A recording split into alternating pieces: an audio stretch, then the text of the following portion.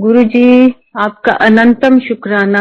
मेरे वाहेगुरु सच्चे पातशाह, आपने मेरे को इस लायक समझा कि मैं आपकी महिमा का गुणगान कर सकूं। बहुत बहुत शुक्र है मेरे मालिक, बहुत बहुत शुक्र है। इसके साथ ही बंटी अंकल और कुणाल अंकल, जिनके दिल में गुरु जी ने रहम डाला और बोला होगा कि मेरे द्वारा उनकी महिमा गाई जाए, बहुत बहुत शुक्राना, बहुत बहुत। इसके साथ ही टीम में बाकी सदस्य जो भी जितना भी सेवा कर रहे हैं, उनका भी हृदय से मैं शुक्राना करती हूँ।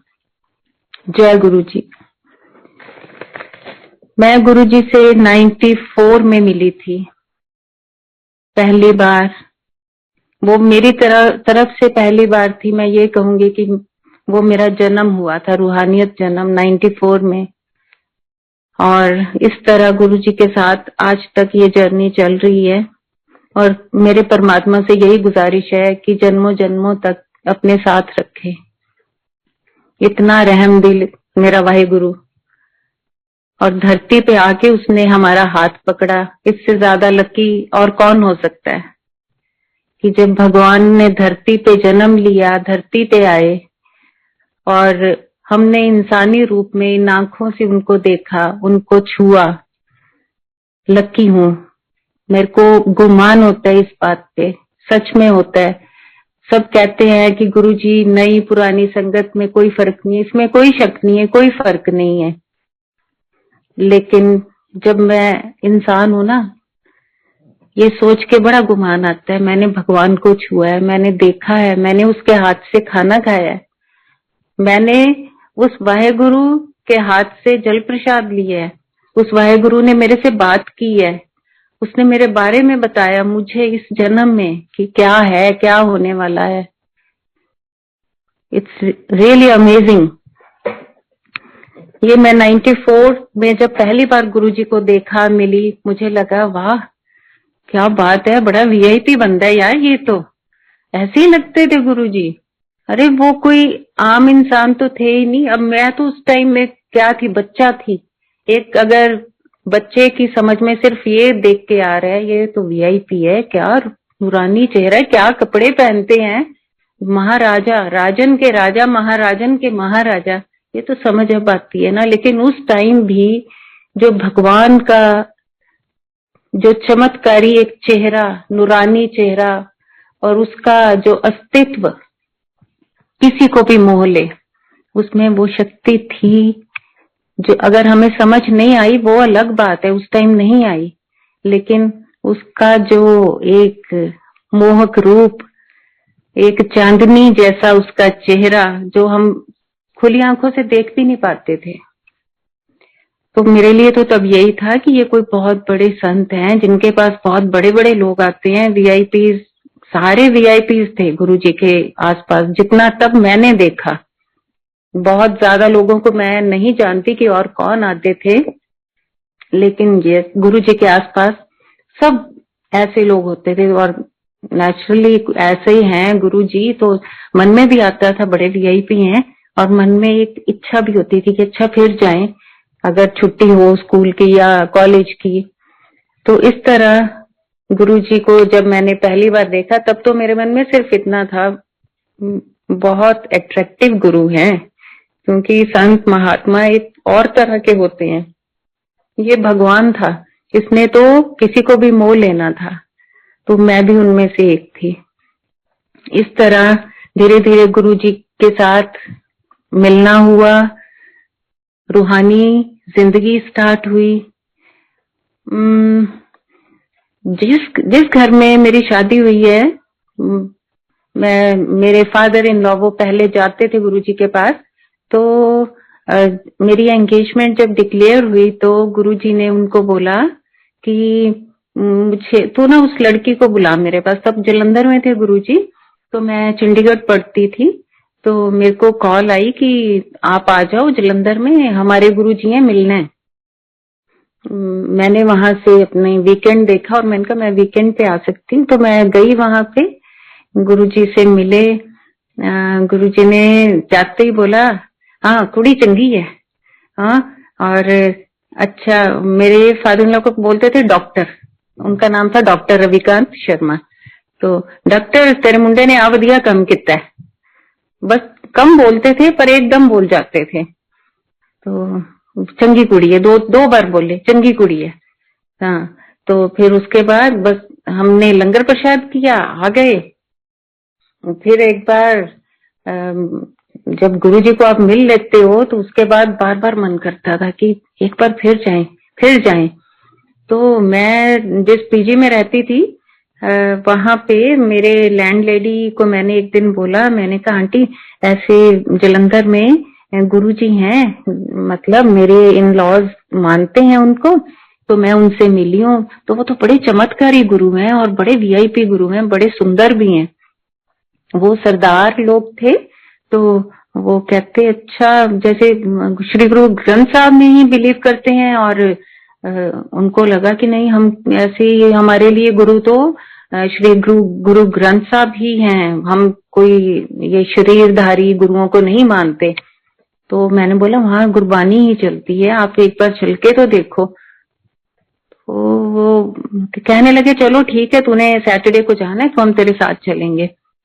मुझे थोड़ा ये भी था कि मैं जैसे बच्चे जाते हैं बसेस पे जाते हैं, तो मुझे था चलो ये गाड़ी पे ले जाएंगे और मैं मिल लूंगी गुरुजी से, उसी सेम डे वापस आ जाऊंगी, नेक्स्ट डे मेरी क्लास होगी। और वो आंटी को अंकल को बोला होगा कि सुबह 7 बजे हमने निकलना है जलंधर के लिए, ऐसे सोनिया बोल रही है कि उनके बड़े चमत्कारी कोई गुरु हैं, जलंधर में रहते हैं। तो वो कहते तू किसकी बातों में आ गई ये बच्चे की, हर बच्चे को कोई भी गुरु ऐसा हो ऐसे ही लगता है चमत्कारी है, और तू हाँ भर दी। तो उन दोनों की आपस में इस बात पे कोई लड़ाई लुड़ी होगी। तो एनीवेज हम वो लड़ लुड़ के हम वहां से थोड़ा लेट चंडीगढ़ से स्टार्ट किया जलंधर के लिए। तो फिर भी क्योंकि उनको जाना पड़ा, क्योंकि आंटी ने मेरे से प्रॉमिस किया था, अदरवाइज मैं बस लेके ही चली जाती। तो उन्हें बोला अब ये लेट होगी और इसको जाना है।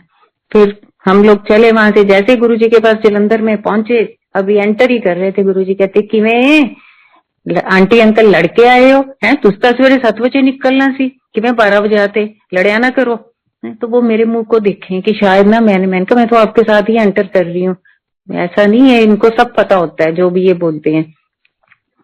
तो गुरु जी मेरा कहने का है कि हम चाहे उनको बताएं ना बताएं, ही नोज एवरीथिंग। वो अपने हर जीव जंतु कीड़ा मकोड़ा, हम तो इंसान है ना, हर जर्रे जर्रे का सब कुछ जानते हैं, सब कुछ जानते हैं, पहले क्या हुआ, क्या हो रहा है और क्या होने वाला है, 3 लोक का स्वामी है वो। बस धन्य है कि हमारे जीवन में गुरुजी आए और हमने उनको पहचाना कि वो भगवान है, सबसे बड़ी बात ये है। इसी तरह गुरुजी ने बोला कि चलो लंगर खाओ ते चलो वापस, कुड़ी का कॉलेज है कल। फिर मुझे भी लगा कि इनको कैसे पता कि हमने आज ही वापस जाना है, उनको तो मैं समझा रही हूँ कि नहीं ये सब जानते हैं। और जब गुरुजी ने ये बोला, ऐसे ही है, हम बड़े मूर्ख इंसान हैं। इस तरह हम वहां से आए जी वापस, और गुरुजी ने फिर बुलाया मेरे, तब would be father in law, उनको बुलाया हुआ था, और उधर से फिर मुझे मैसेज गया कि आप भी आओ। मैं फिर वहां से जलंधर गई तो गुरुजी कहते उन्हें ना ब्याह की डेट फिक्स कर दो। तो मेरे फादर इन लॉ ने बोला कि नहीं अभी नहीं, अभी ये भी पढ़ रही है, अभी इसकी भी ग्रेजुएशन पूरी हो जाए, लड़का भी पढ़ रहा है, तो अभी 1-2 साल रुकेंगे, एज भी नहीं थी। तो गुरुजी ने बोले नहीं, 31 अगस्त दी मैं इन्हां दी फिक्स करती है और इन्हां दा ब्याह फिक्स करता है, करो तुसी। तो मेरे फादर इन लॉ वो एस्ट्रोलॉजर भी थे, उनको बहुत पैशन था कुंडलियां देखने का, ये सब करने का। जब उन्होंने वो देखा, कहते ये तो श्राद्ध है गुरुजी, गुरुजी श्राद्धां च कौन ब्याह करता है। गुरुजी कहते जे मैं डेट फिक्स करती ना, उत्थे श्राद्ध नराते सब कुछ नहीं हुंदा, बस वही है डेट, करो ब्याह। तो हमारा श्राद्धों में शादी हुई थी, क्योंकि मेरे गुरुजी ने वो फिक्स की थी डेट। वो भगवान है, वो कुछ भी कर सकते हैं, उनका किया सब मंजूर। तो इस तरह मैं फर्स्ट एंड लास्ट होंगी जिसकी शादी श्राद्धों में हुई थी। तो उसके बाद जी शादी हुई, 1 महीने बाद ही हमने एक गाड़ी ली। तो हमने बोला चलो गुरुजी के पास जाते हैं, मिलके आते हैं। हम दिल्ली से जलंधर वापस आए, तब मैं दिल्ली रहती थी। तो गुरुजी ने जाते ही कुछ नहीं बोला, हमने उनको जाते ही कहते क्यों मैनू मिलन आए हो कि अपनी गड्डी दिखान आए हो। तो सब स्माइल आ गई मुंह पे कि आप तो जानी जानो, आपको क्या दिखाना, और आपकी दी हुई चीजें हैं, आपको ही क्या दिखानी, आपका तो शुक्राना करने आए हैं। तो बस चाय प्रसाद लिया। गुरुजी ने बोला आज तुसी नहीं जाना दिल्ली वापस। तो मेरे पापा कहने लगे कि नहीं नहीं, आज तो गुरुजी मेरे को बहुत जरूरी, रात को एक मीटिंग है, वहां जाना मेरा बहुत जरूरी है। तो गुरुजी कहते नहीं नहीं आज नहीं जाना, आज तुसी इत्थे रुको जलंधर, कल चले जाओ। तो फिर भी पापा कहते नहीं गुरुजी मैं ऐसे करता हूँ, मैं 1-2 दिन बाद दोबारा आपके पास आ जाऊंगा और आज मेरे को जाना ही जाना है। तो गुरुजी कहते चंगा, फिर महापुरुष तो 3 बार गल कहते हैं, मैं मुड़ के नहीं कहना तेनू, जाओ जाओ चलो चलो चलो चलो। ऐसे ही गुरुजी ऐसे ही करते थे। जैसे ही हम बाहर निकले तो गाड़ी के ऊपर बहुत बड़ा पेड़ था, वो गिरा हुआ था, अंधेरी आई हुई थी। तो इतना बड़ा पेड़ गाड़ी की छत के ऊपर ही पड़ा। हम जैसे ही बाहर निकले तो हमने कहा हो ये तो अभी तो गाड़ी ली है और ऊपर पेड़ भी गिर गया। और जब आके पास देखा तो गाड़ी को एक स्क्रैच भी नहीं था, नहीं तो इतनी छत के ऊपर पेड़ है तो डेंट पड़ के वो नीचे भी जा सकती थी। तो इमिडिएटली हम लोग पीछे वापस गुरुजी के पास गए। तो गुरुजी कहते कि मैं फिर जाना है आज। तो वो तो सब कुछ जानते हैं, वो क्या नहीं जानते। तो फिर माफी मांगी गुरुजी से। गुरुजी कहते कि अगर यही आप सड़क पे उतर जाते ना तो आप में से किसी ने नहीं बचना था। तो गुरुजी कैसे कष्ट काटते हैं, सबको कैसे बचाते हैं। एक हम लोग हैं इंसान कि जो उनकी कई बात की समझ ही नहीं करते हैं कि वो उनके कहने का क्या मतलब है, और हमें लगता है कि नहीं बस जो हम कह रहे हैं बस वो हमारे काम ज्यादा जरूरी हैं। तो ये है मेरे गुरुजी। गुरुजी जब हम उसके बाद चंडीगढ़ शिफ्ट हो गए थे, जलंधर के बाद चंडीगढ़, फिर वहां से हम लोग गुरुजी को चंडीगढ़ भी मिलने जाते थे। तो फिर वो कहते थे कि भाई हुन तुसी दिल्ली तो ना ज्यादा ना आया करो। उन्होंने जिसको नहीं बुलाना होता था तो कह देते थे कि नहीं हुन तुसी नहीं आना। तो उसके बाद फिर वो एम्पायर स्टेट, फिर उससे पहले वो साउथ दिल्ली शिफ्ट हुए थे गुरुजी, फिर हम वहां जाते थे। फिर उसके बाद एम्पायर स्टेट गुरुजी शिफ्ट हो गए वहां। तब हम नोएडा शिफ्ट हो गए थे। नोएडा से एम्पायर स्टेट तकरीबन रोज जाते थे गुरुजी के पास। तो मेरी नई शादी हुई थी तो वहां जब जाते थे, शबद कीर्तन चलता, सुनते, गुरुजी को निहारते। एज अ यंग गर्ल मेरा ध्यान गुरुजी की ड्रेसेस में होता था कि आज क्या पहना होगा, क्या एम्ब्रॉयडरी होगी, क्या सिल्क होगी। ज्यादा इन चीजों में ध्यान था मेरा, और आज भी होता है गुरुजी को पता है ये बात। तो जब भी जाना गुरुजी ने अच्छे से अच्छे वो पहने होते, मेरे को लगता था कहाँ से बनवाते हैं गुरुजी, इतना सुंदर डिजाइनर कौन है गुरुजी का।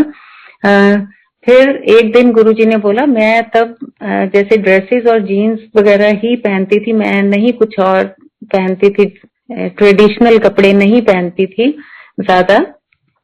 तो एक दिन गुरुजी वहां सत्संग में बैठ के कहते, भाई सारे ना सोने सोने तैयार होके आया करो, है सच के आया करो तुसी सारे ना।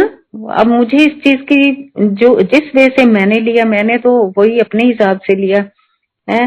ਤੁਹਾਡਾ खसम मैं यहाँ, अब तुसी मेरे वास्ते सजना है ते मेरे को लैन वधिया वधिया बन के आया करो। मेरे माइंड में वो बात, मैंने कहा मैं तो आती हूँ ड्रेसेस पहन के, जीन्स पहन के, दैट मीन्स कि ये वधिया तैयार होना नहीं है। और मेरे को ना बड़ा वो फील हुआ कि मैं ऐसे क्यों आती हूँ। हालांकि वहां और भी बहुत सारे लड़कियां ऐसे ही आती थी, पर मुझे लगा कि शायद गुरुजी ने मुझे बोला।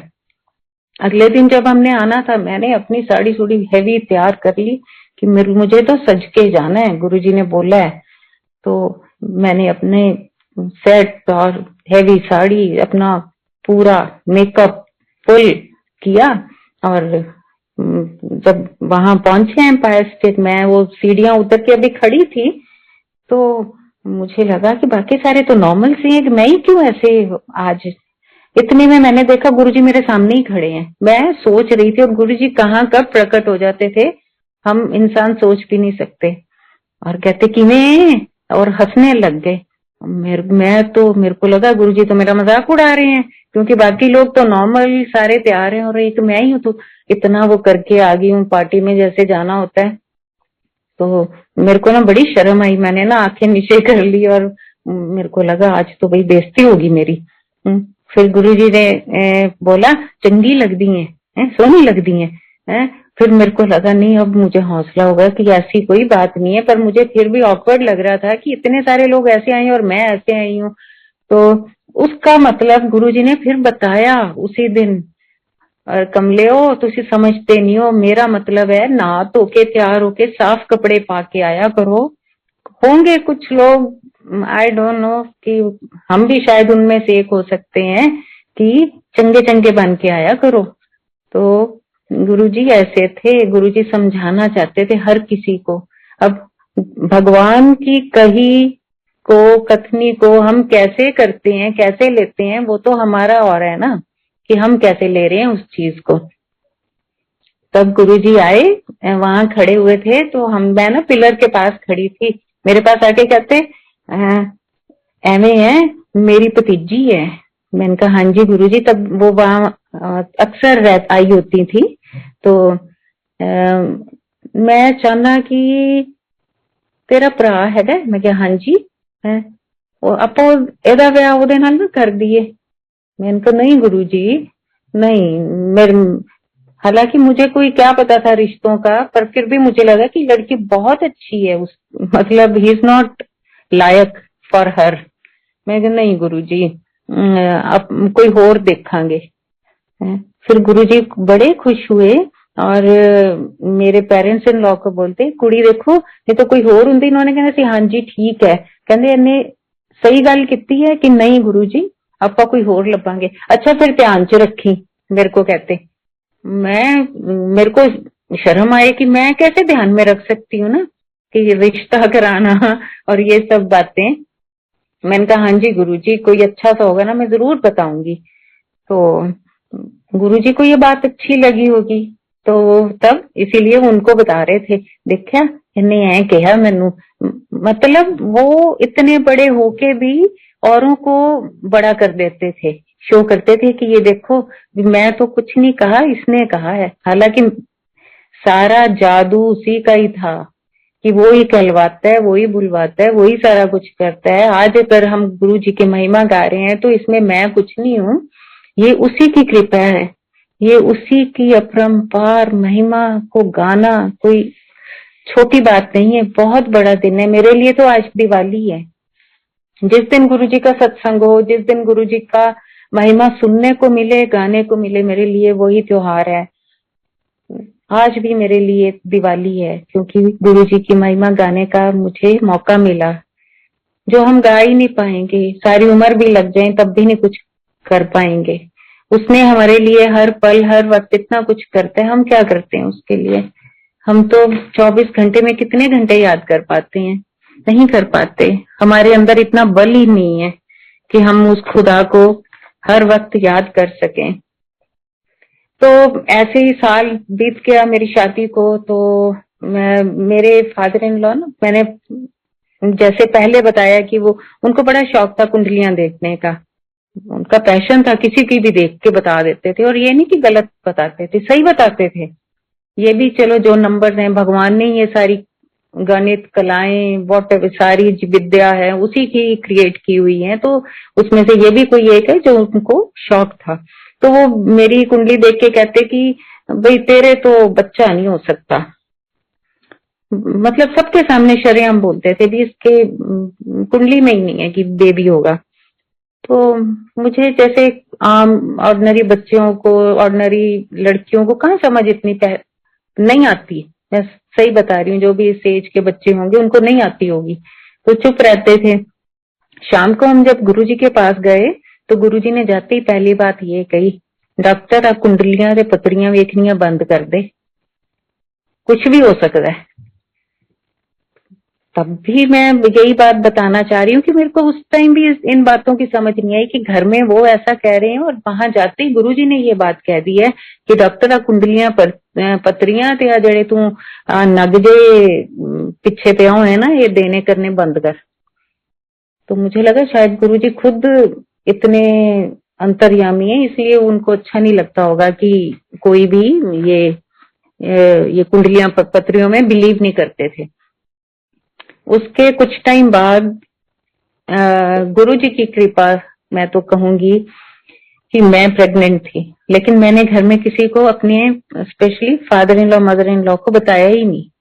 मैंने कहा हाई वो तो ये कहते हैं। मैं हमारे एंसेस्ट्रल हाउस अबोहर में है, पंजाब में है ये जगह, तो मैं यहाँ आई हुई थी अपने दादा दादी के पास, मेरे हस्बैंड के दादा दादी के पास।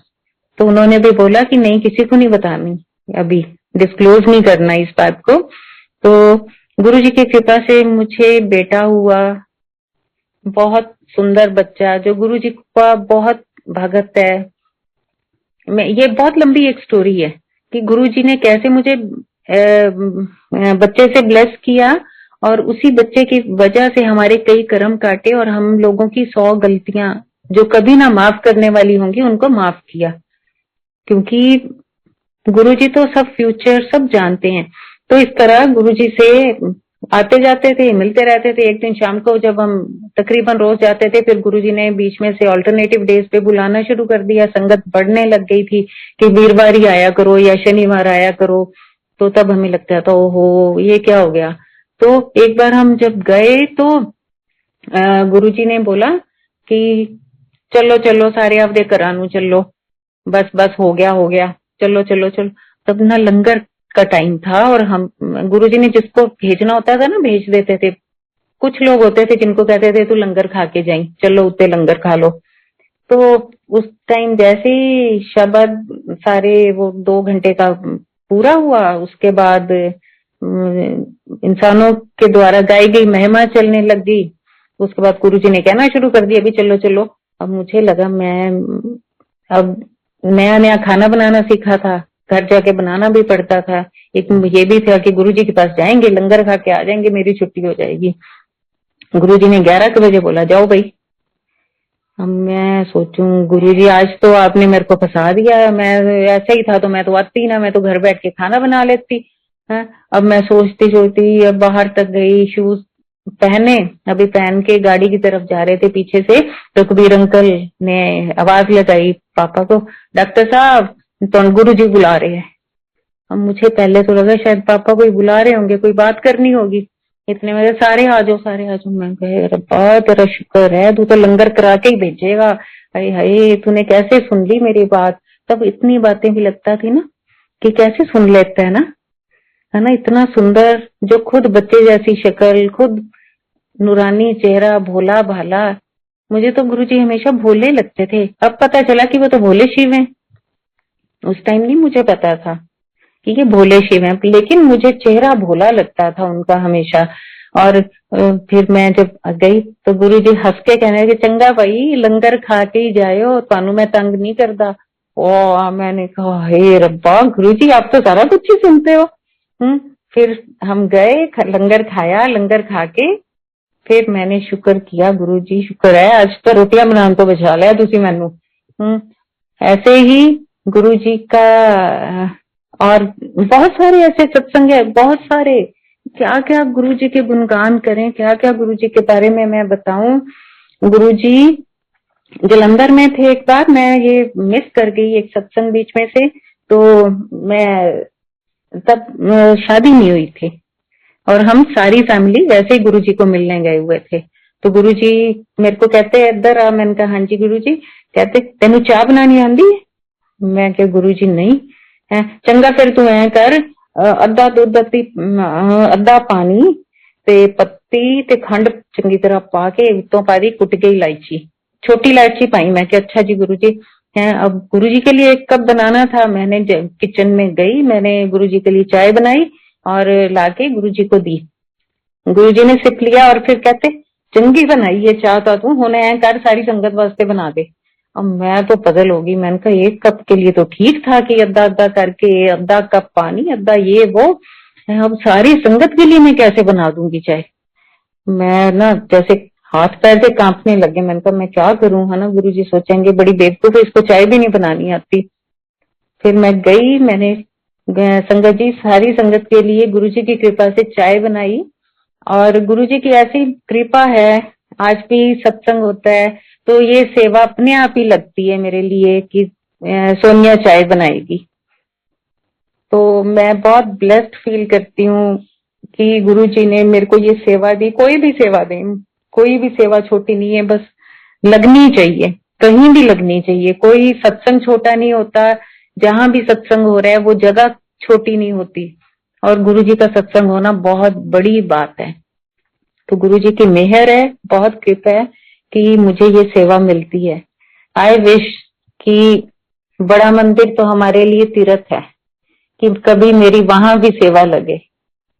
और गुरुजी ये मुझे इस बात के लिए ब्लेस करें कि मैं वहां भी बनाऊं संगत के लिए चाय प्रसाद, लंगर प्रसाद, कोई भी सेवा मिले वहां। गुरुजी से रिक्वेस्ट है मेरी। तो इस तरह गुरुजी ने मेरे को चाय बनानी सिखाई। और फिर एक दिन गुरुजी बैठे वहीं पे, तो मेरे को आगे बुला लिया गुरुजी ने, इधर आई, इत्थे बैठ बैठ जा तू।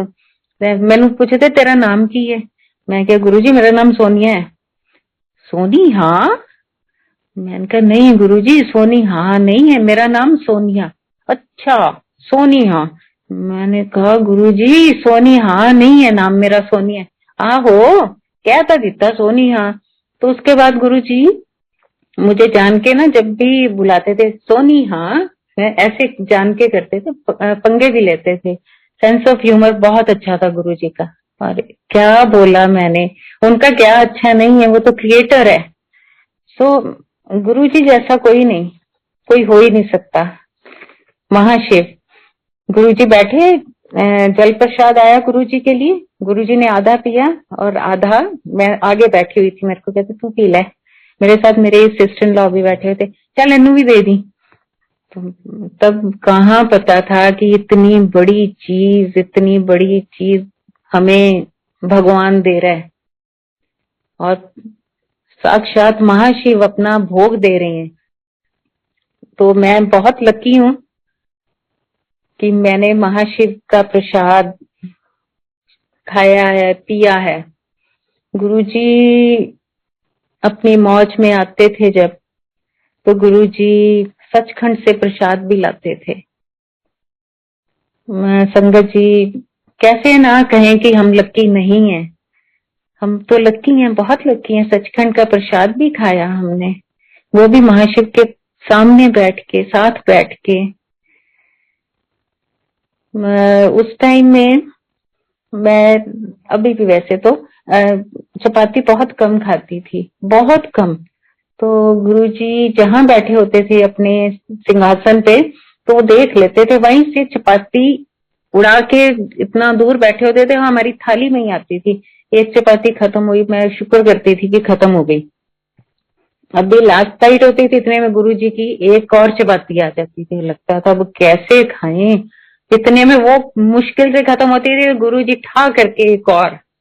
तो महाशिव भी ये नहीं पता था कि वो हमारे कष्ट और दुख दूर कर रहे हैं।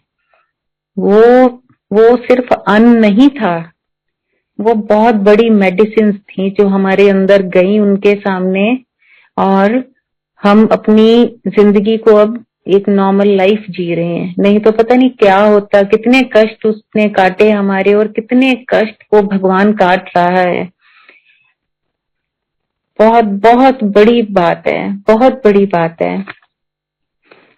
गुरुजी सबका इलाज करते थे, ये तो सारी दुनिया जानती है। करते थे नहीं, करते हैं। गुरुजी ओटी कहते थे, जहां पे उन्होंने कड़छियां चम्मच ये रखे होते थे, और चलो भाई एदा ऑपरेशन आज करना है, चलो इनू अंदर ले चलो। मेरे को तो इंजेक्शन से भी डर लगता था। जब गुरुजी किसी को लेके जाते थे ना अंदर, इनू अंदर ले जाओ, तो मैं ना छुप जाती थी। मुझे लगता था हाय कहीं मेरे को ना कह दें कि इन्हू अंदर ले चलो, पता नहीं अंदर क्या करते हैं ये, पता नहीं क्या नहीं करते। मैं हमेशा डरती रहती थी इस चीज से। ये बात तुमको तो पता होगी कि ये डर रही है। और संगत जी, मेरे को इतनी फिजिकल प्रॉब्लम्स हैं, इतनी ज्यादा हैं। अगर मैं उस टाइम ना डरती, गुरु जी के सामने हो जाती है ना, कृपा दृष्टि है शायद, मैं इसीलिए जी भी रही हूँ। तो मुझे किडनी की सीवियर प्रॉब्लम्स हैं, 2 हैं। तो गुरु जी की कृपा है कि मैं सरवाइव कर रही हूँ। बहुत बहुत शुक्र है मेरे मालिक आपका कि आपने मेरे को जिंदगी दी। और बस बचाया हुआ है मेरे को। वो उसकी वजह यही है कि मैंने उनके हाथ से जल प्रसाद लिया हुआ है, मैंने सचखंड का प्रसाद खाया है, मैंने उनके सामने बैठ के लंगर बहुत बार खाया है, मैंने वहां चाय प्रसाद पिया है, बहुत बार पिया है। तब मैं चाय भी नहीं पीती थी, पर आती थी तो पीती थी, क्योंकि वो गुरु जी का हुक्म था प्रसाद नु ना नहीं करनी, ना नहीं कर दी करी दी हुंदी। तो उस चक्कर में हम खा जाते थे। गुरु जी ने मेरे को मिश्री का प्रसाद दिया एक बार, और ये कहा कि ये प्रसाद जब तक तू जिएगी अपने पास रखना, तेरे को कभी कुछ नहीं होगा। तो रख लिया इतना सारा मिश्री का प्रसाद। गुरुजी ने तो एक मुट्ठी दी थी, लेकिन मेरे हाथ में आते आते वो पता नहीं कितनी ज्यादा हो गई। संगत जी, वो मिश्री का प्रसाद मैंने रखा हुआ था 2008 तक मेरे पास। इन बिटवीन कोई भाई जी आए घर में, तो आग सफेद कपड़ों में थे, उन्होंने आके बोला बीबी तेरे ना अलमारी च ना एक मिश्री का प्रसाद पे है, वो मैनू कट के दे दे। और मेरे को लगे कि इनको कैसे पता, वो तो सिर्फ मेरे को पता है कि मेरे पास गुरु जी का दिया मिश्री का प्रसाद है। मैं बहुत हैरान हुई, मैंने कहा इन्होंने, ये कौन है जिन्होंने मेरे से ये प्रसाद मांग लिया। आज तक घर में भी किसी को नहीं पता कि इसने कहाँ रखा हुआ है, मैंने एक डिब्बे में बंद करके रखा हुआ था। मेरे को नहीं पता वो किस रूप में, जो भी वो आए, उन्होंने मेरे से वो निकलवा लिया मिश्री का प्रसाद, मैंने दे भी दिया। ये मेरी जिंदगी की सबसे बड़ी मूर्खता और फुलिशनेस। मैंने वो प्रसाद जैसे ही दे दिया उनको, उसके बाद मुझे किडनी की प्रॉब्लम हो गई। अब समझ ना आए क्या करो क्या ना करो। बच्चा मेरा बहुत छोटा उस टाइम। तो फिर मेरे को ध्यान आया बाद में कि वो प्रसाद तो मुझे गुरुजी ने कहा था कि जब तक तेरे पास रहेगा तेरे को कोई प्रॉब्लम नहीं आएगी, कभी भी प्रॉब्लम नहीं आएगी। और पता नहीं वो जो भी शैतान कह लो, जो भी कह लो, मुझे, मैं उस चीज को कोई नाम ही नहीं देना चाहती। जब से वो मेरे पास से गया, मेरे को फिजिकल प्रॉब्लम्स इतनी ज्यादा आने लग गई। मैं 2012 में उसके बाद एक और प्रॉब्लम आ गई, ल्यूपस नेफ्राइटिस, किडनी की एक और बहुत बड़ी प्रॉब्लम है, जिसमें मुझे क्या सबको लगता था देख के कि ये तो बचेगी नहीं, बस आज का दिन काटेगी या कभी भी। पर फिर भी गुरुजी की कृपा से मैं उस चीज से भी निकल आई। और उससे निकलना, जो भी देखते हैं ना मेरे को उस टाइम के बाद, और अब कहते हैं कि अच्छा तू सरवाइव कर रही है, कैसे कर रही है, ऐसी कौन सी शक्ति है तेरे पीछे। संगत जी, पीजीआई चंडीगढ़ से मेरा ट्रीटमेंट चलता है, और मेरी पीछे बहुत सारी कीमोस भी होती रही हैं, क्योंकि जब ड्रग काम नहीं करती आपकी बॉडी पे तो फिर आपको कीमो करवानी पड़ती है। तो मेरे होती थी, क्योंकि मेरी किडनीज में इतनी ज्यादा प्रॉब्लम थी कि डॉक्टर्स के पास कोई और चारा नहीं था।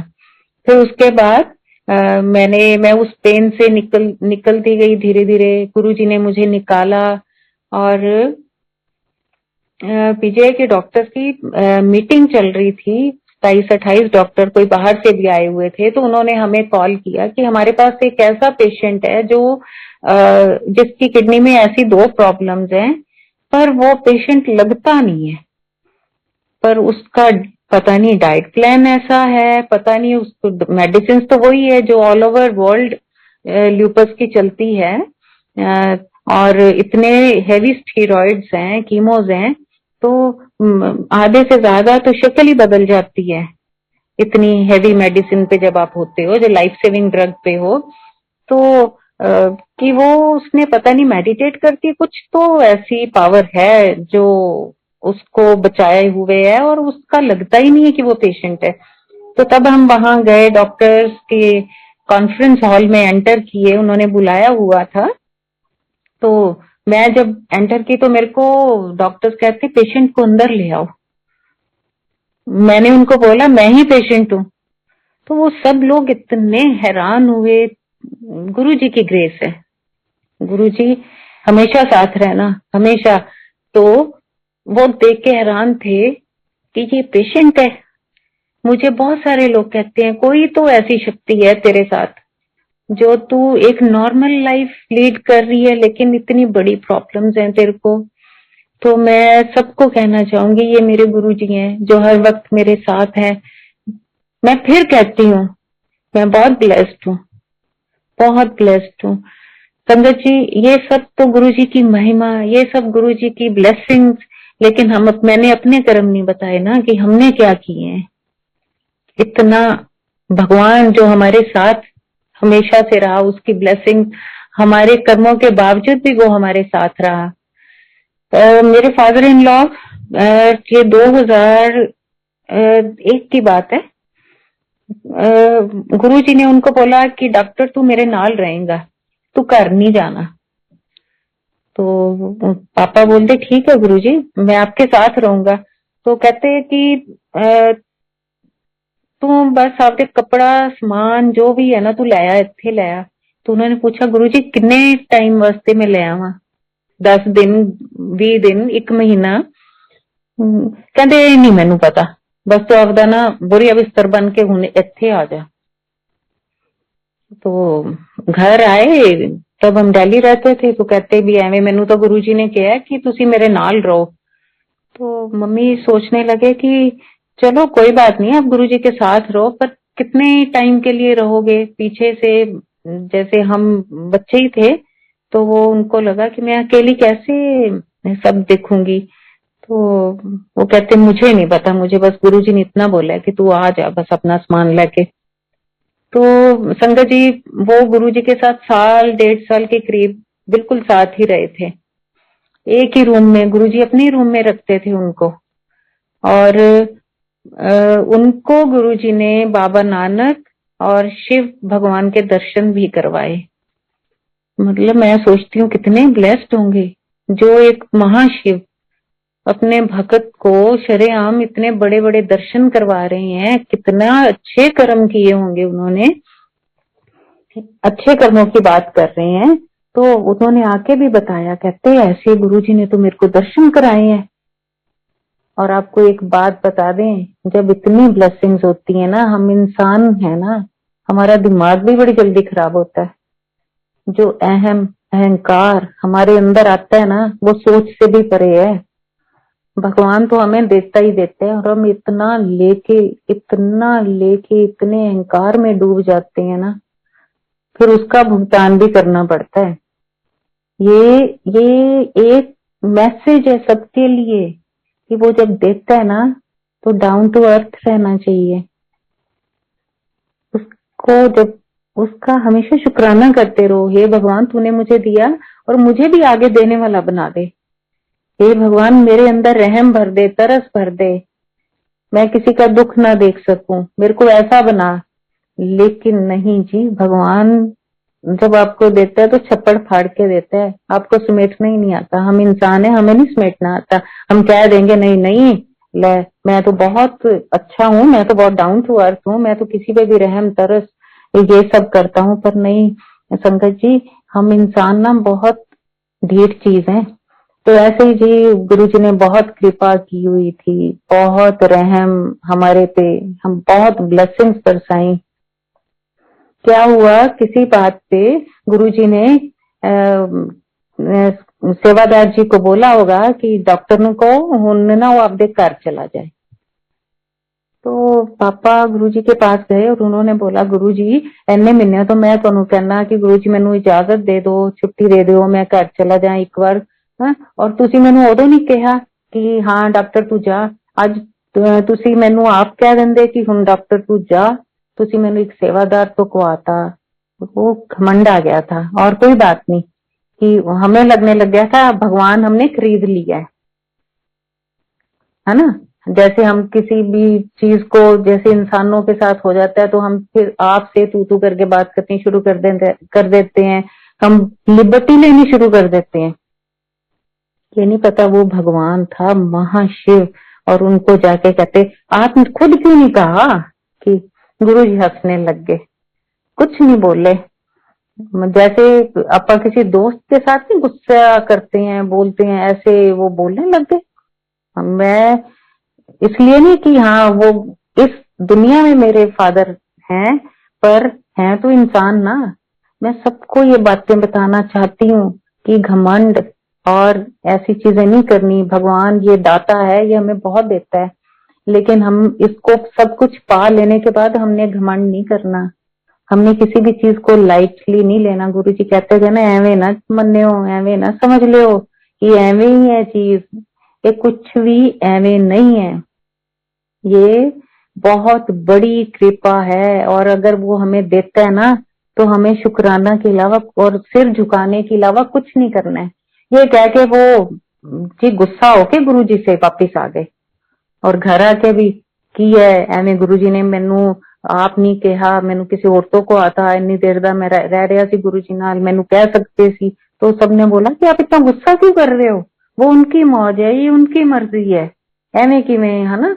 वो उनका भी कसूर नहीं है, वो गुरु जी ने कर्म कटवाने होंगे ना उनके, उनको गुस्सा दिलवा के। ये हम ये भी नहीं कहते कि ये उनका कसूर है, ये हमारे भगवान ने सर्कमस्टेंसेस ऐसे बना देते हैं कि बस हमारी बुद्धि उलट जाती है। उसके बाद जी गुरु जी ने क्या किया, हमारे सारी फैमिली के ब्रेन वॉश कर दिए कि गुरु जी हैं कौन। ये अनबिलीवेबल बात है संगत जी कि एक हम किसी इंसान को 10 दिन भी रह के मिले हो ना तो सारी जिंदगी नहीं भूलते कि ये कौन है। और आप ये देखो गुरु जी ने हमारी ऐसे पर्दे डाल दिए दिमाग के अंदर कि सबको भूल ही गया कि गुरु जी कौन है। और हमें ये सजा उन्होंने 14 साल दी, 13 साल कुछ महीने हमने ये सजा काटी। और इसके दौरान क्या क्या नहीं हुआ, मतलब कहते हैं ना तबाहियां हो जाती हैं, वो ही हो गई। क्योंकि भगवान से टक्कर लेना हमारे कहाँ बस की बात है। और ऊपर से ये भूल जाना कि गुरु जी का सामने कोई स्वरूप ना होना, कोई गुरु जी का संगत का ना मिलना, ऐसे पॉसिबल है। आज हम कहीं भी जाते हैं, हमें कहीं ना कहीं गुरु जी की गाड़ी दिख जाती है, जय गुरु जी लिखा होता है, ब्लेसिंग्स ऑलवेज लिखा होता है, कहीं ना कहीं सत्संग चल रहे हैं, बहुत जगह बहुत कुछ हो रहा है। 2002 से लेके 3 से लेके 2014 तक हमें गुरु जी का कोई स्वरूप नहीं दिखा, हमें कोई गुरु जी की बात नहीं सुनी, हमने कोई हम भूल ही गए कि गुरु जी। और 2013 में मेरे फादर इन लॉ की डेथ हो गई थी, वो उनकी बहुत बुरी तरह से डेथ हुई थी, कैंसर हो गया था उनको। और जाते जाते उन्होंने एक ही बात बोली थी, मेरे से जिंदगी में बहुत बड़ी एक गलती हुई है। वो सब जानते हैं, हम भी जानते हैं क्या है, पर हम हमेशा गुरु जी को कहते हैं गुरु जी उनको माफ कर दो, आप तो भगवान हो ना, थे तो आपके ही बच्चे, आपका बच्चा था तभी आपने उनको अपने पास रखा था। तो मेरी हाथ जोड़ के सबसे एक ही रिक्वेस्ट है कि वो भगवान है, वो महाशिव है, कभी भी वो देता बहुत है। हम गलती से भी किसी इंसान को भी ऐसी ठेस ना पहुंचाएं कि उसका दिल दुखे, क्योंकि हर दिल के अंदर वो बस रहा है। ये मेरे मालिक सबका भला कर देना, सबको माफ कर देना, जैसे आपने हमें माफ किया ना ऐसे सारी दुनिया को माफ करना। गलतियां सबसे होती हैं, हम सब आपके बच्चे हैं। 2014 की बात है, मेरा बेटा दिल्ली गया हुआ था, वहां भी हमारा एक घर है, तो वहां मेरे मदर इन लॉ रहते हैं। तो ये अपनी दादी पास गया तो उन्होंने बोला चल आपका ना बड़े मंदिर चलते हैं। जब बड़ा मंदिर अंडर कंस्ट्रक्शन था तब हम वहीं थे, तो मेरे फादर इन लॉ वहां जाया करते थे। तो हम कहें कौन सा बड़ा मंदिर? आप सोचो कि जो गुरुजी को रोज मिलने वाले थे हम लोग, और हम लोग ये कह रहे हैं कौन सा बड़ा मंदिर। तो मयंक, मेरे बेटे का नाम मयंक है, सर कि आज ना मैं बड़े मंदिर जा रहा हूँ।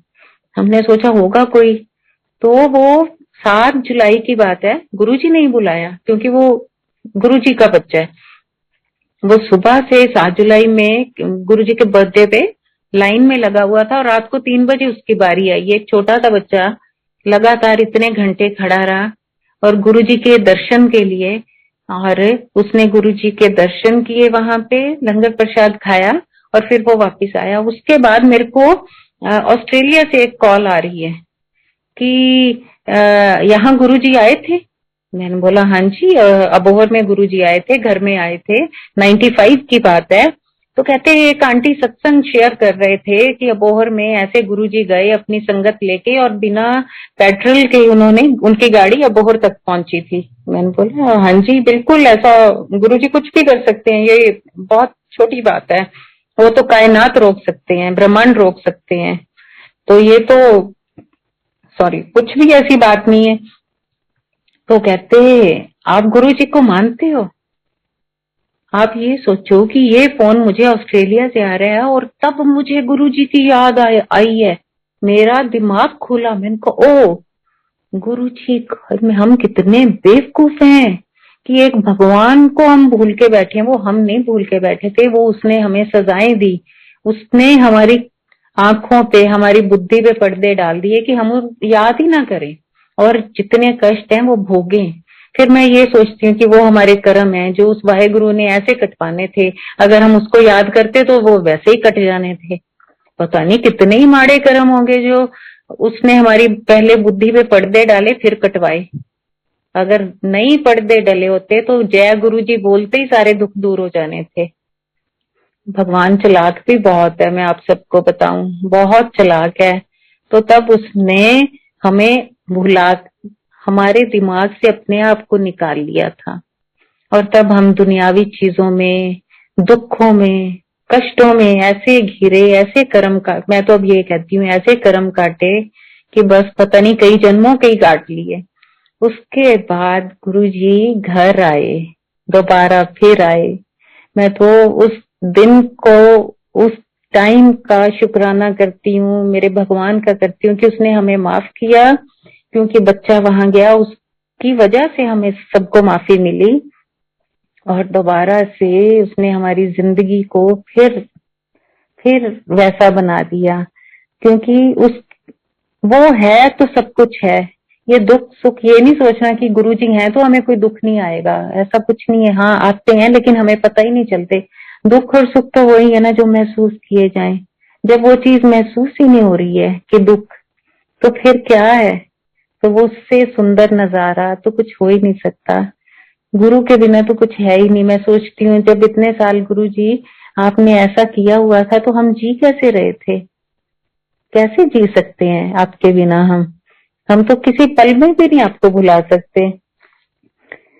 ये उसकी, सिर्फ उसकी महिमा है, ये उसी का सारा वो किया है, रचा हुआ हर चीज। घर पहुंचते थे गुरुजी से मिलके तो गुरुजी की खुशबू हमेशा साथ रहती थी।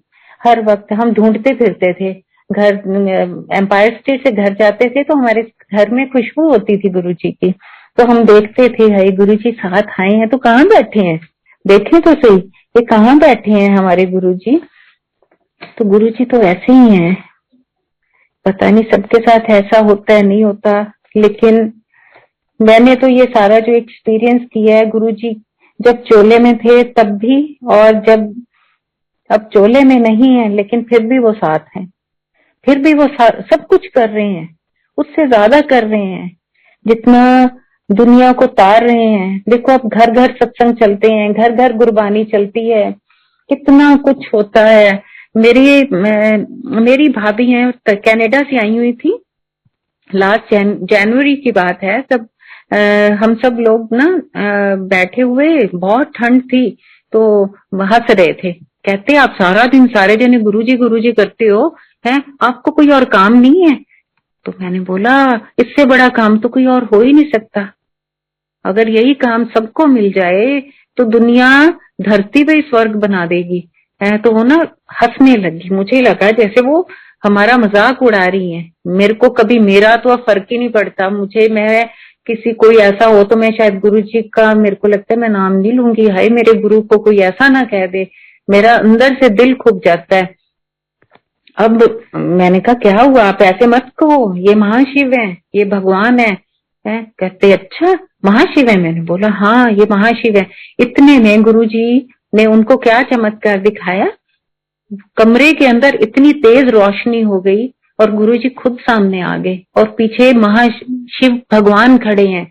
उनकी तो आंखें चुंदे आ गई, उन्होंने मेरा हाथ जोर से पकड़ लिया, कहते ये देख सामने कितनी रोशनी होगी कमरे में। मैंने बोला कहाँ हो गई ये रोशनी, कहती ये देख गुरुजी खड़े हैं सामने मेरे और शिव जी भगवान खड़े हैं। वो तो एकदम ठंडी हो गई, एकदम जैसे कोई हिल जाता है वो हो गई। और उसके बाद उन्होंने जो माफी मांगी है, इतनी माफियां मांगी, हे भगवान मेरे को माफ कर देना, मेरे को सच में ही डाउट था, तो मेरे भगवान पे कोई डाउट ना करे, ये सच में महाशिव है भगवान है। और हम लोग बहुत लकी हैं जो जिनके मुंह से सिर्फ जय गुरु जी निकलता है, वो भी मैं कहती हूँ तर गए, इतना कहने से ही तर जाते हैं। कितना सिंपल कर दिया जीना मेरे भगवान ने धरती पे आके कि सिर्फ जय गुरु जी बोलो और तर जाओ। कितना सुंदर जहाज मिला है ना हमें, किसको हाथ लगाते ही हम तर जाते हैं, हमें कोई यात्रा ही नहीं करनी पड़ती, हमारे कर्म ही कट जाते हैं, हमारे दुख कट जाते हैं, सारा कुछ सिर्फ उसको याद करने से। तो उसकी प्यारी याद में रहना, उसके साथ रहना, बस यही सबसे बड़ी बात है। और एक संगत जी मैं सबसे हाथ जोड़ के एक रिक्वेस्ट जरूर करूंगी, जो लोग भी आजकल सत्संग करते हैं, बहुत सारी वीडियोस ऐसे देखने को मिलती हैं कि जिसमें वो सिर्फ एक गाने लगा के नाच रहे होते हैं, मेरे भगवान के वचनों को पढ़ के प्लीज इतना जरूर देखें कि जो 2 घंटे का सत्संग है उसमें सिर्फ शब्द गुरबानी ही चलनी चाहिए। ये मेरी हाथ जोड़ के सबसे रिक्वेस्ट है। उससे पहले उसके बाद जो बाकी सबने उनकी महिमा गाई है वो जरूर लगाएं, जरूर सुने, लेकिन वो जो 2 घंटे निश्चित टाइम सत्संग का है ना, उसमें प्लीज गुरबानी ही सुना करें। ये बहुत बार देखते हैं तो लगता है कि गुरुजी महाराज जब चोले में थे वो सत्संग करते थे तो सिर्फ गुरबानी चलाया करते थे, लेकिन वो 2 घंटे सत्संग के बाद फिर सब कुछ ही सुनते थे, लता जी भी सुनते थे, पंजाबी गाने सुनते थे, सारा कुछ ही सुनते थे। तो प्लीज थोड़ा सा गुरुजी के नियमों पे चलें, तो आपको ही फायदा है, आप सबको ही फायदा है गुरु की बात मानने में। गुरुजी हर पल, हर जगह, हर समय मौजूद है। अगर उनको प्यार से याद किया जाए, दिल से याद किया जाए, वो हर किसी की इच्छा पूरी करते हैं। वो तो इच्छा पूर्ण करने के लिए आया है, हाँ, सिर्फ मन से प्यार से। वो तो भोला है, इतना भोला है, उससे कुछ भी मांग लो वो ही देने को तैयार हो जाता है। मैं कई बार कहती हूँ गुरु जी आप कितने भोले हो ना, आपसे सब लोग ये भी दे दो वो भी दे दो, सारा दिन मांगते हो और आप सारा दिन देते हो, थकते नहीं हो है। मैं उनको अपने बच्चे की तरह भी प्यार करती हूँ, मैं उनको प्यार करके कहती हूँ आज तो मेरा बच्चा थक गया होगा, कितने जनों के दुख दूर किए है ना। तो गुरु जी को सिर्फ प्यार करो, ऐसा भगवान धरती पे बार बार नहीं आता, कल्याण कर गया, वो धरती को स्वर्ग बनाने आया था। अब तो वो कन कन में है, तब वो चोले में था। गुरुजी कहते होते थे संग तो मैं हड्ड मांस दा नहीं बनया, अरे मैं कोई जिस्म लेके नहीं आया ना, मैं अपनी मर्जी नाल आना ते मैं अपनी मर्जी नाल ही चला जाना, मैनू कोई लोड़ नहीं है इत्थे दुनिया च आन लई, जिस्म दी लोड़ नहीं है। तो मेरे को तब लगता था सच में इनका जिस्म मांस और हड्डियां नहीं है इनके जिस्म में, एक क्यूरियोसिटी से, तब की बात मैं बता रही हूँ। तब मैं बहुत अनजान थी इन सब चीजों से, मैं इस चीज को मानती हूँ अपनी गलतियों को। तो जब मत्था टेकने के लिए आगे जाते थे तो मेरी कोशिश होती थी कि मैं गुरु जी के पैर पकड़ लूं, वो इसलिए नहीं, वो अंदर ये था कि मैं देखना चाहती हूँ कि इसमें हड्डियां और मांस सच में ही नहीं है। तो जो हम सोचते हैं वो तो पढ़ लेते थे पहले ही कि ये इंसान, इसके मन में क्या चल रहा है, वो तो जान ही जानते। तो मैं हाथ मत्था टेका, मैंने हाथ लंबे करके गुरुजी के पैर पकड़ लिए, मुट्ठी में बंद कर ली। मेरी तो मुट्ठियां बंद हो गई और गुरुजी के पैर आ गए उसमें। वो तो जैसे कॉटन होती है सॉफ्ट, अंदर दब गई। मैं हैरान हो गई और मैं डर भी गई। मैंने कहा ये मैंने क्या किया। और तब गुरुजी मेरे को देख के हंसने लगे। वो मेरा जवाब था कि मैं हड्डियां दा तो नहीं बनया, मैं मांस दा तो नहीं बनया ਤੁਹਾਡੇ तरह, है ना, मैं तो रब हाँ। वो तो रब थे, रब है।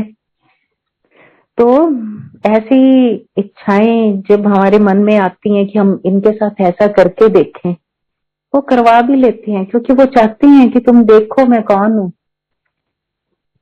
तो मेरा मालिक, बहुत बहुत शुक्राना मेरे मालिक आपका।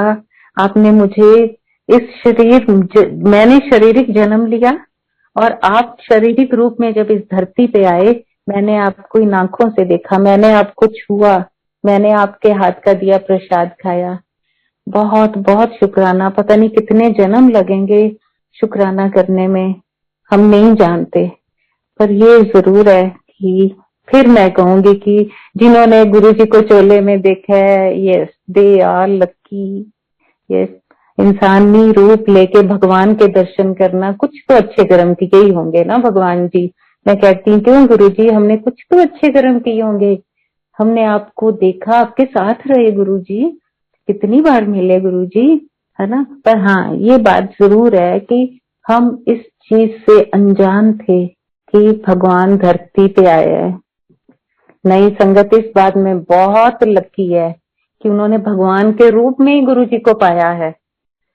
आप सब लोग ब्लेस्ड हो, इसमें कोई शक नहीं है। हम सारे ब्लेस्ड हैं क्योंकि हम जय गुरु जी बोलते हैं। ये सबसे बड़ा मंत्र है, जय गुरु जी। सारी संगत, सबका मैं तहे दिल से शुक्राना करती हूँ। बहुत बहुत शुक्राना, बहुत शुक्राना मेरे मालिक।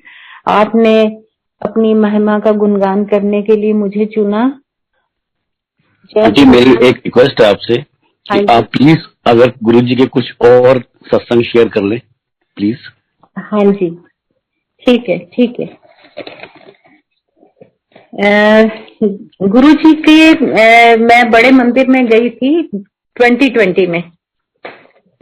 तो वहां से मैं जैसे लालच लालच बहुत है, अभी भी मेरे अंदर है गुरु जी के लिए लालच। गुरु जी की किसी भी चीज के लिए मेरे अंदर सच में लालच है। मैं गुरु जी को कह भी देती हूँ, माफी भी मांगती रहती हूँ। कोई जैसे बहुत कुछ दिया है गुरु जी ने, बहुत कुछ दिया, बहुत भंडारे भरे हुए हैं। और कोई जैसे कोई लॉकेट भी आएगा ना, कैसे संगत में बट रहा होता है, तो मेरे अंदर बड़ी एक इच्छा होती है, गुरु जी हाय मेरे को भी मिल जाए। बहुत कुछ दिया गुरु जी ने, फिर भी होती है। जैसे गुरु जी के स्वरूप बट रहे होते हैं, लॉकेट बट रहे होते हैं, एक भूख जो गुरु जी के लिए, गुरु जी की हर चीज के लिए मन ही मन में होता है कि हाय खत्म ना हो जाए, मेरे को भी मिल जाए। तो वही चीज तब जब गुरु जी चोले में थे, गुरु जी प्रसाद खुद बांटते थे उस टाइम। तो गुरु जी खुद उठ के एक दिन प्रसाद पिछली लेन से शुरू हो गए बांटने के लिए। और मैंने कहा एक डब्बा है, आज तो प्रसाद नहीं मिलता। मैं मीठा खाने की बहुत शौकीन हूँ, मिठाइयाँ गुरुजी बहुत बांटते थे, और उस दिन एक डब्बा गुरुजी के हाथ में। मैंने कहा है रब्बा आज तो नहीं मिलता प्रसाद, आज तक खत्म ही हो जाना है। और पीछे इन्ने संगत बैठी है, मेरे तक तो नहीं आता। अभी मेरे मन में ये विचार ही था तो गुरुजी तो मेरे आगे खड़े, हाथ मैंने हाथ किया, गुरुजी ने इतना सारा प्रसाद दे दिया। उन्होंने कहा ले तू भुखी है कि तू ये ना सोच कि खत्म हो जाएगा। और गुरुजी एक डब्बे में 300-300 लोगों को प्रसाद भर भर के मुट्ठियां देते थे। और वही चीज आज भी है। अब बड़े मंदिर गई 2020 में, मैं वहां से गुरु जी की चरण धूल इकट्ठी की। संगत, गुरु जी की संगत भी उतनी प्यारी है मेरे लिए जितने गुरु जी प्यारे हैं। कोई कोई फर्क नहीं मैं रखती, कोई भी है मेरे लिए। जो गुरु जी को जय गुरु जी बोलता है मेरे लिए वो बहुत आदरणीय है। वो चाहे दुनिया में कोई भी है, कोई फर्क नहीं पड़ता मेरे को। मैं वहां से बड़े मंदिर से चरण धूल इकट्ठी करके लेके आई। ये अपना भाव है। मेरा ये था कि हाँ, ये मेरे लिए बहुत पवित्र चीज है, कि मेरा भाव है, किसी के लिए कुछ भी हो सकता है। वहां से मैंने इकट्ठी की, अपने हाथ में रखी, फिर पॉकेट में डाल ली, और वहां से जब मैं पंजाब वापस आई अबोहर, तो लॉकडाउन हो गया था, तब कोरोना का शुरू हो गया था। तो लॉकडाउन हुआ, स्कूल, हमारा एक्चुअली स्कूल है। 1995 में जब गुरुजी अबोहर आए थे तो उसकी कैसेट हमने 7 कैसेट्स है, तो उसमें एक रिलीज की है अभी तक। ठीक है, ये भी आपको मैं अभी शेयर करती हूँ। तो वो मैं धूल लेके आई जी अबोहर में। अब स्कूल बंद है, कोई स्टाफ नहीं आ रहा, जो काम करते हैं स्टाफ वो नहीं आ रहा, बड़ा मुश्किल हो गया। तो मैंने एक दिन अपने बेटे को बोला, इनका देख, मैं ना वहां से बड़े मंदिर से चरण धूल लाई हूँ, तो आप ऐसे करते हैं, आधी एक कटोरी में मैंने बच्चे को दी, आधी मैंने ली। प्रेमिसेस काफी बड़ा है ये स्कूल का, गुरुजी की दया से। तो हमने बोला, हम जितने भी लॉन है ना यहाँ पे, सब में हर प्लांट के अंदर ये एक एक चुटकी सारी धूल डाल देते हैं, ताकि ये भी बड़े मंदिर की तरह हो जाए। मेरा भाव है ये। इससे अगर किसी को कुछ लगे, कुछ और ना समझे, लेकिन मेरा भाव है कि हर चीज बड़े मंदिर जैसी पवित्र और अच्छी हो जाए। यहाँ भी उतनी संगत आए, यहाँ भी सत्संग हो, बहुत बड़े बड़े सत्संग हो, सारी दुनिया ही गुरुजी जय गुरुजी बोले।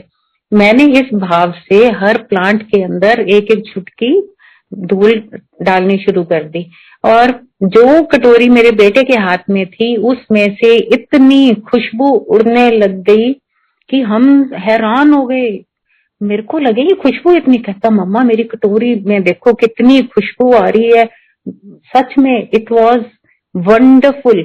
और वो मैंने बोला, बेटे इसको ना मैं आपको एक एयर टाइट डब्बी देती हूँ, उसके अंदर रखो, ये तो गुरुजी हैं, ये तो बहुत बड़ी ब्लेसिंग्स हैं। और संगत जी, इस साल को अब 2 साल हो जाएंगे, और वो आज भी डिब्बी खोलो या ना खोलो, वहां से आप निकलोगे बिना, गुरुजी अपनी प्रेजेंस शो करते हैं। गुरुजी इतनी ब्लेसिंग्स देते हैं, इतनी माफियां देते हैं हमें कि हम लोग तो सोच भी नहीं सकते हम क्या कर्म करते हैं, और फिर भी वो इतना बड़ा माफी देने वाला, कितना जिगरा है उसका, कितना बड़ा है ना। अगर हम अपने मालिक के धूल के समान भी हो जाए ना तो तर जाएंगे। मैं सच्ची बता रही हूँ, हम बहुत ऐसे कर्म करते हैं, फिर भी वो हंस के माफ कर देते हैं हमें। तो 1995 में गुरुजी जब यहाँ आए थे, तो जलंधर से गुरुजी का काफिला, उन्होंने सुबह सुबह सबको बोला कि चलो आज अबोहर जाना है। तो उसमें से एक, मेरे को अंकल का नाम नहीं याद आ रहा, लुधियाना के थे, शायद सुखी आंटी के फादर थे शायद, मुझे आई एम नॉट श्योर।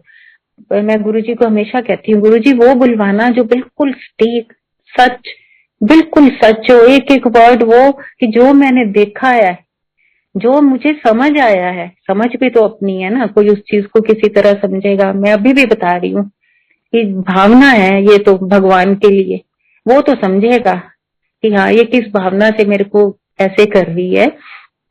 और वहां से उन्होंने बोला कि आज मैं सुना हुआ है गुरुजी की गड्डी ना बिना पेट्रोल दे चलती है, आज देखते हैं कि आज तो गुरुजी ने नाल ही बुला लिया। तो उन्होंने ड्राइवर की ना ड्यूटी लगा दी कि तू भावें कुछ हो जाए, आपकी गड्डी फुल रखनी पेट्रोल दी, ते गुरुजी की गड्डी के पीछे ही रखनी है कि एक चूक ना हो जाए तेरे। तो आज आपका देखनी है कि गुरुजी पेट्रोल, क्योंकि इतनी दूर जाना है, पेट्रोल तो पाना ही पैना है रस्ते च। वो कहते ठीक है जी। गुरुजी की गड्डी तो हवा छुटती सी, वो पीछे पीछे उन्होंने गड्डी लाई, और वो कहते ये सच है, गुरुजी की गाड़ी बिना पेट्रोल के अबोहर तक पहुंची थी। और उनके साथ ये गुरुजी की महिमा में एक गाना गाया हुआ है, आज मेरे गुरु आना जी, गुरु आना जी। ये सुखी आंटी साथ आ रहे थे, तो तब उन्होंने अबोहर में जब काफिला चलता था, कोई गाड़ी तेज चलती थी, गुरुजी को मैच करना कोई खाला जी का खेल थोड़ी था। उनकी गाड़ी, वो ये सोच के आ रहे थे कि आज वो स्कूल है, स्कूल जाना है, तो मैं स्टेज पे गाना गाना है। उन्होंने गाना सोचा, रास्ते में लिखा, और ये ट्यून भी बना ली, और सोच भी लिया कि मैंने आज वहां गाना गाना है, कि बच्चे होंगे, स्टाफ होगा, सब मजा आएगा। गुरुजी तो सबको पढ़ लेते हैं, किस भाव से कहा होगा, जो भी है गुरुजी ने उनका रास्ता बदल दिया। तो हमारी साइड ही है, जोधपुर वाली रोड है इधर से, क्योंकि राजस्थान साथ लगता है, तो उनकी गाड़ी राइट की बजाय लेफ्ट टर्न हो गई, तो वो बीकानेर साइड की सड़क पकड़ ली उन्होंने। पहले बीकानेर आता है, फिर आगे जोधपुर आता है। वो रास्ता भटक गए, इधर गुरुजी पहुंच गए, संगत पहुंच गई, दुनिया उनके दर्शन के लिए आ रही है, और गुरुजी ने ब्लेस किया यहाँ सबको, इस धरती को ब्लेस किया। महाशिव के चरण पढ़ना कोई छोटी बात थोड़ी है। मैं रोज उस जगह पे जाती हूँ जहाँ गुरुजी बैठे थे, वहां तो गुरुजी की परमानेंट गद्दी है, क्योंकि गुरुजी आज भी वहां पे हैं। जहां जहां गुरुजी ने स्कूल में चरण डाले, जहां उनकी DLP-1 गाड़ी खड़ी हुई, कहाँ से उस गाड़ी ने घूम के टर्न लिया, फिर गुरुजी कैसे बैठे, वो सब आंखों के सामने रोज आता है कि महाशिव यहाँ आए थे। मैं सोचती हूँ और उन जर्रों से भी बात करती हूँ कि तुम लकी हो। तो भगवान है ना, इससे ऊपर कुछ भी नहीं, और मेरे गुरु के ऊपर तो वैसे भी कुछ नहीं है। तो सुखी आंटी ने वो गाना तब लिखा था, जब ये तब का लिखा हुआ और गाया हुआ है, जब रास्ते में गुरुजी के साथ संगत अबोहर आ रही थी। तो बहुत बार सोचते हैं कि ये कोई छोटी बात नहीं है कि महाशिव के चरण पड़े हैं यहाँ पे, बड़ा उस धरती को चूमने को मन करता है। ऐसे ही मैं आपको बता रही हूँ कि मैं गुरुजी की हर चीज के लिए बहुत लालची हूँ। बड़े मंदिर आते हैं तो जल प्रसाद मिलता है, तो ये लगता है कि हाँ, किसमें जो नीचे का भी ड्रॉप अगर मुंह के अंदर और भी चला जाए तो अंदर ही, कि वो भी वेस्ट ना हो। पता नहीं कितनी ब्लेसिंग्स है इस चीज में भी, कितना कुछ दिया है भगवान ने। ऐसे ही नहीं कहते, उनकी वाणी, वो कहते थे जो मैं कहता ओ होके रहूगा पत्थर पे लकीर है। ना सोचो एवं ही कहता, एवं ही कुछ भी नहीं है। ये भगवान के कहे वर्ड्स है जो ऐसे नहीं जाते और ना ही कभी ऐसे जाएंगे। उनके कही बहुत सारी चीजें हैं। उन्होंने मेरे को 3 चीजें बताई थी संगत जी। हाँ, कुछ चीजें हैं जो मैं शेयर नहीं भी कर पाऊंगी, लेकिन वो अटल है, बिल्कुल अटल है। ऐसा नहीं है कि हाँ उन्होंने कहा था और नहीं हुआ, बिल्कुल हुआ है, बिल्कुल वही हो रहा है जो गुरुजी ने कहा था। तो गुरुजी के मैं एक सत्संग बताती हूँ आपको। जब यहाँ सत्संग शुरू हुए थे लॉकडाउन पीरियड के दौरान, तो सब कुछ बंद था, सारी गैदरिंग्स बंद हो गई एकदम। और पूर्णिमा, हर पूर्णिमा का सत्संग यहाँ GD स्कूल में गुरुजी के इस घर में तय है कि होना ही होना था। अब लॉकडाउन हुआ, पूर्णिमा आ गई, तो मैं और फैमिली मेंबर्स हम बैठ के, हम तो 2 घंटे रोज सत्संग करना ही करना है, करते थे। मुझे ऐसे लगा गुरुजी ने कहा है संगत नु बुलाओ, परसों पूर्णिमा है, संगत नु बुलाओ। मुझे लगा नहीं मेरे को ऐसे, मतलब क्योंकि संगत आती है, अब आ नहीं रही, तो शायद मेरे को इसलिए लग रहा है कि मेरे कान में ऐसे ही लग रहा है। थोड़ी देर बाद वो हमारे बुआ हैं मेरे हस्बैंड के, वो भी बैठे, वो हमारे साथ रहते हैं। तो मेरे को कहते तूने आवाज सुनी है कि गुरुजी कह रहे हैं संगत नु बुलाओ। मैंने कहा यही एग्जैक्टली वर्ड्स मेरे को अभी सुने हैं कि संगत नु बुलाओ। तो कहते मेरे को सुने हैं, 2 बार सुने हैं। तो कहते नहीं, मेरे को तो बुलानी है, कोविड ऐसी की तैसी, जो मर्जी हो हम तो सत्संग करेंगे क्योंकि गुरुजी का हुक्म हुआ है। तो संगत जी, हमने इतना डर था उस टाइम में, जो फर्स्ट फेज था कोविड का, कितना दहशत थी, कितना स्ट्रिक्ट रूल्स थे, कोई इकट्ठा नहीं हो सकता था। हमने तो ग्रुप में डाल दिया कि सत्संग रखा है पूर्णिमा का, जो आना चाहे आए। तो 70-70, 80-80 लोग आते थे। कोई कोविड का कुछ नहीं। गुरु की इतनी कृपा, इतनी मेहर। लंगर प्रसाद चलते थे, 2-2 घंटे के सत्संग, और उसके बाद जो लंगर प्रसाद का टाइम था वो भी लगता था। उसके बाद सही सलामत सारी संगत घर जाती थी। गुरुजी ने किसी पे आंच नहीं आने दी। तो ऐसे गुरुजी कैसा हो सकता है? सब कहती हैं ऐसे कैसा हो सकता है? अरे क्यों नहीं हो सकता? भगवान क्या नहीं कर सकता, तो यही करता है ना मेरा भगवान। और क्या करे वो तुम्हारे लिए, कितना मांगते हैं हम उससे, कितना कुछ मांगते हैं सारा दिन, और वो सब कुछ देता है, इसमें कोई शक नहीं। गुरु जी हमारी कोई भी अरदास ऐसे नहीं जाने देते, कोई भी अरदास, सारी मुरादें पूरी करते हैं गुरु जी, सारी मुरादें पूरी करते हैं। संगत जी मैं आपको एक ऐसा सत्संग शेयर करने वाली हूँ। मैं आपको बता रही थी कि जो मेरे भाभी आए थे कनाडा से, तो वो थोड़ा सा हंस रहे थे कि गुरुजी आप लोग सारा दिन करते हो।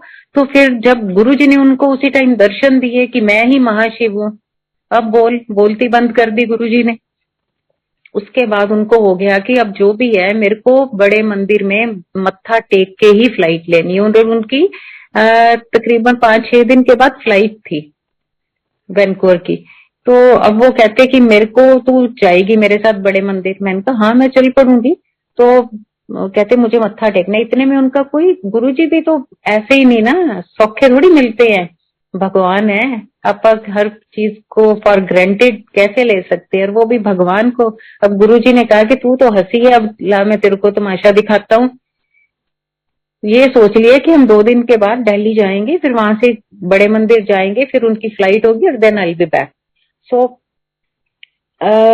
इतने में उनकी टूथ प्रॉब्लम हो गई, अब हो रही हुई थी वो। तो वो कहते अब मेरा तो टूथ का हो गया, मैं कैसे करूं। मैंने बोला आप ट्रीटमेंट लो, ट्रीटमेंट लेके जाओ, ऐसे रास्ते में कोई प्रॉब्लम। इतने में जी उनके टूथ को डॉक्टर ने बोला 4-5 दिन लगेंगे। तो शी सेड कि अब मैं बड़े मंदिर कैसे जाऊंगी। मैंने कहा ये उसकी मर्जी है, किसको बुलाना है किसको नहीं, ये सब तय है, निश्चित है। ये हमारे कहने से या हमारे सोचने या मैं करना है, ये मैं जहां जहां आएगी वहां कुछ नहीं चलता। तू कर दे भी, तेरी मर्जी है तो तू बुला लेना, ठीक है। मैंने कहा आप सरेंडर करो कि हाँ मुझे अपनी इच्छा तो रखो कि मुझे जाना है। कहते नहीं मैं तो मत्था टेक के बिना मैं फ्लाइट नहीं लूंगी जी। उनका ट्रीटमेंट चला 4-5 दिन, अब 1 दिन रह गया था फ्लाइट को। तो फिर मैंने कहा भी मैं तो नहीं जा सकती 1 दिन भागा दौड़ी में, मैं नहीं जाऊंगी। तो उनकी एक नीस रहती है, एयरफोर्स में है वो, तो उनको मैंने बोला आप उसको ले जाना अपने साथ। फिर वो जब वहां गई तो उनका एक बच्चा है जो मेंटली रिटार्टेड है, ही इज 3 और 4 years ओल्ड ओनली, जो सारा दिन चीखे मारता है, जो खाता कुछ नहीं, अपनी मतलब उसको स्पून फीडिंग करनी पड़ती है, और बड़ा मुश्किल है। भगवान ने ऐसा बच्चा उनको कोई दिया, पता नहीं क्यों दिया। तो वो मेरे को कहते वो तो जा ही नहीं सकती, उसका बच्चा तो चीखे मारता है, ना वो सोता है, उसका तो कोई टाइम ही नहीं है। मैंने बोला आप अकेले चले जाओ। कहते मेरे को अकेले रास्ता नहीं पता। मैंने कहा जो भी है मेरे को नहीं पता, गुरुजी पे छोड़ दो, अगर वो चाहेंगे तो आप वहां तक पहुंच सकते हो, नहीं चाहेंगे तो आप कुछ नहीं कर सकते। इतने में वो कहते कि मेरे को कॉल आई, कहते मेरा प्रोग्राम बन गया, 3 बज गए हैं शाम के। तो सर्दियों के दिन में 3 बजना भी, फॉग होती है तो अंधेरा जैसा होता है। कहते हम कैसे जाएं। मैंने कहा आप बस निकल जाओ, छतरपुर का नेविगेशन में करो और जाओ। तो कहते वो बच्चा हमें फोन ही नहीं देता, हम क्या करें। मैंने उनको बोला आप एक फोन होल्ड पे रखो, मैं बोलूंगी, आप रास्ते बताऊंगी, आप ड्राइवर को बोलना ऐसे ऐसे लेता जाए। और संगत जी मैंने उनको फोन पे बोल बोल के रास्ते बताए, इधर टर्न ले लो, ऐसे चले जाओ। धौला कुआं से छतरपुर तक वो मैं नहीं थी, वो गुरुजी थे जो उनको रास्ता बता रहे थे। आप इमेजिन करो, मैं अब बोहर बैठी बोले जा रही थी अब इस रोड पे चले जाओ, यहाँ से राइट टर्न ले लो, यहाँ से लेफ्ट चले जाओ, इतने क्रॉस आगे निकल जाओ। ऐसे करते करते संगत जी वो बड़े मंदिर पहुंच गए। बड़े मंदिर पहुंचते ही पार्किंग में जब गाड़ी लगी उनकी, तो वो बच्चा जो 24 घंटे चीखता है वो शांत हो गया, शांत हो गया। वहां उस बच्चे ने लाइन में लगा, अपने आप चला, जो गोदी से कभी उतरता ही नहीं है, चल के उस बच्चे ने अपने आप जल प्रसाद दिया। और जिंदगी में पहली बार ऐसा नजारा था, वो बोला नहीं, और उसने वहां पूरा लंगर प्रसाद चाय प्रसाद पी, और उसके बाद उसमें शांति आने लग गई है। ये मिरेकल्स नहीं है तो क्या है। तो कहते हैं ना ये गुरु चमत्कारी गुरु है, ये क्या है ये कोई जान भी नहीं सकता, उसको जानना कोई आसान काम नहीं है। वो तो वो है, वो कहते हैं तू ही तू, तू ही तू, बस, और कुछ नहीं।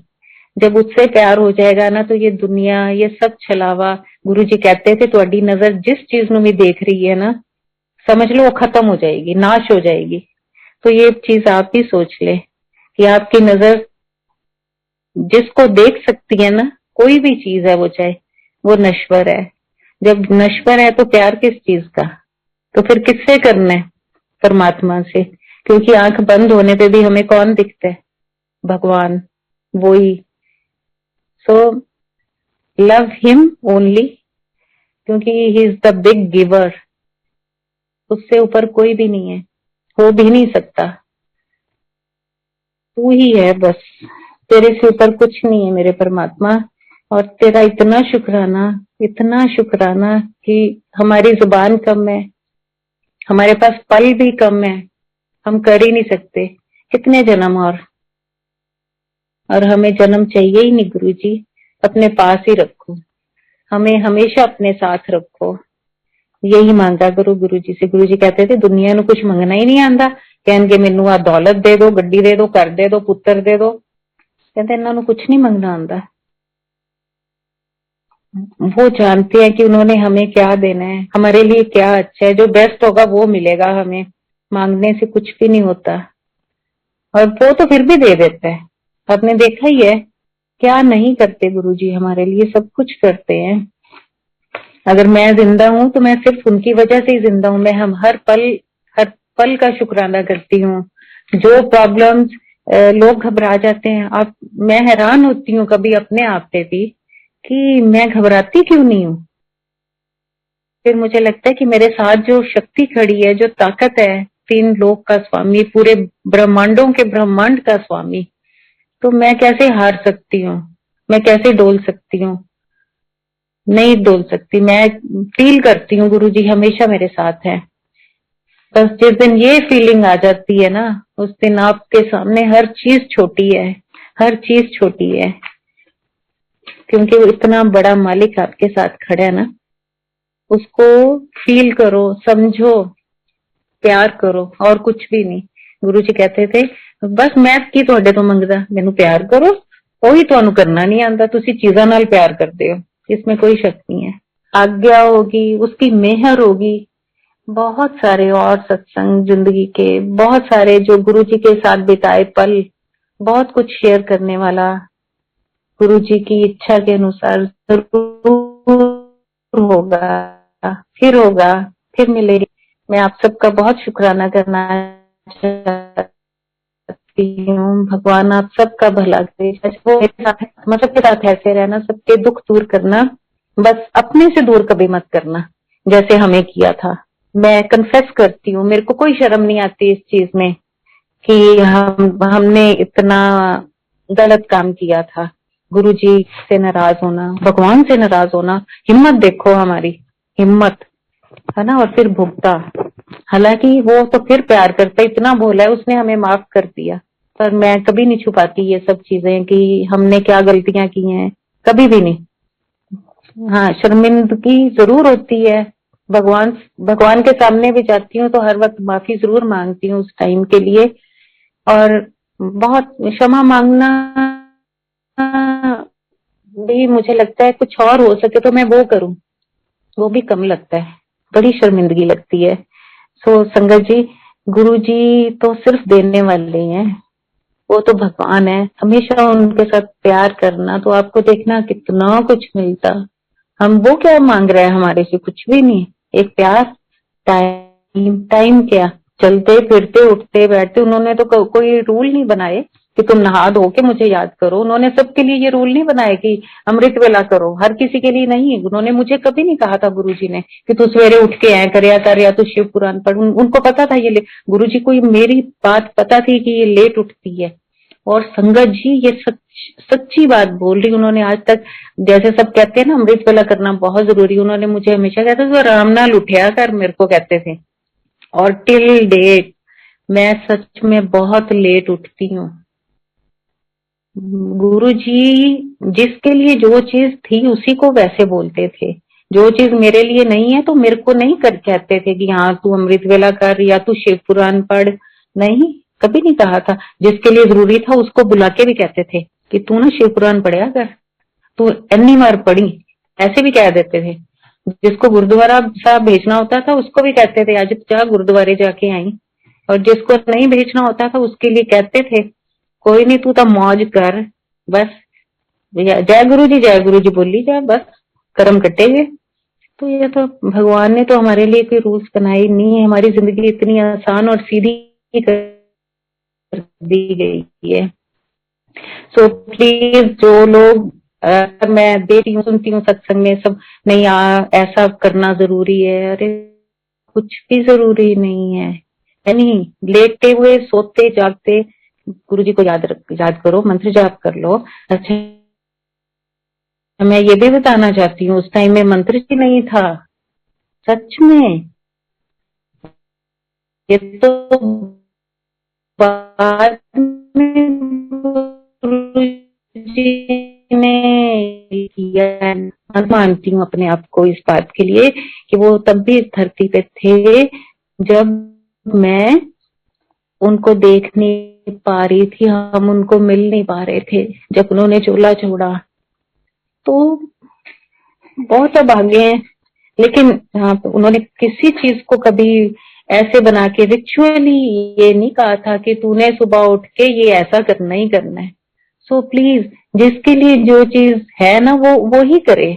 ये कुछ नहीं है कि हाँ मैनू तो मोर दिखा था गुरु जी है, नो डाउट एक पवित्र पक्षी है वो हमारा, पर क्योंकि हम जब गुरु जी के साथ थे ऐसी चीजें हमने ना गुरु जी कहते थे ना हमने कभी की थी।